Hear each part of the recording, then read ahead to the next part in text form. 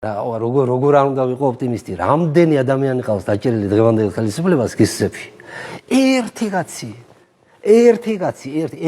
ერთი კაცი არ გამოჩნდა, რომ თავისი მოქმედება ან სიტყვა უკან წაეღო. ნახე რა ეპოქაში ვცხოვრობთ. და მერტმა გამომარჯოს ამ ხალხს რა. აი ამაზე შეიძლება ამეცრემლოს აი ასეთ რამეზე რომ როცა გმირობის ამ მაგალითებს ხედავ. მართლა სასწაული რაღაცაა ხო? იმიტომ რომ ამ ეპოქაში ვარ გაზრდილი უზარმაზარ დისიდენტებს საბჭოთა წყობილებაშიც კი ძალიან მაგარი დისიდენტები.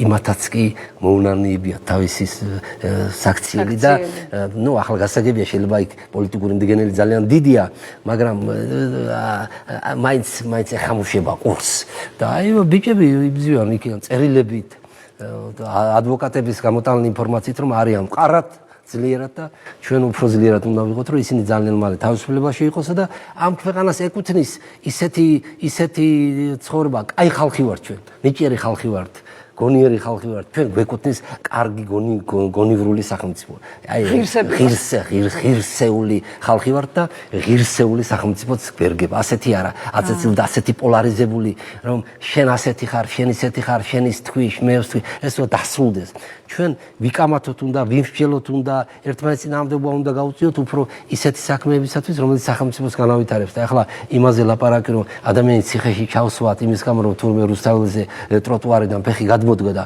5000 ლარი და ჩემს მეგობარს ნადიმ ხალაძეს 175,000 ლარი აქვს შესატანი იმაში რა ქვია ჯარიმის სახით და 175,000 ლარი ეს არის ერთი დიდი ცხოვრება ხო მართალია ეს უზარმაზარი თანხა ნუ ესე ხალხზე დაწერილი მაგრამ ხომ ამას ვიღაცა ფიქრობს და ვიღაცა